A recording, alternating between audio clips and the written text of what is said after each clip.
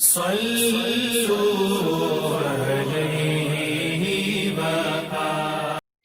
اللہ الرحمن الرحیم۔ تقدیر پر ایمان کے بارے میں 41ویں حدیث۔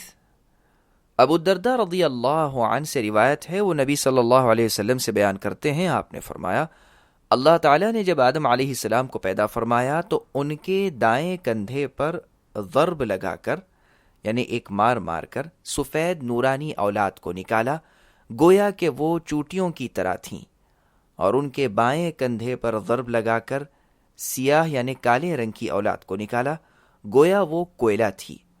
تو دائیں جانب والوں کے بارے میں کہا یہ جنت والے ہیں اور مجھے کچھ پرواہ نہیں ہے، اور بائیں جانب والوں کے بارے میں کہا یہ دوزخ والے ہیں اور مجھے کچھ پرواہ نہیں ہے۔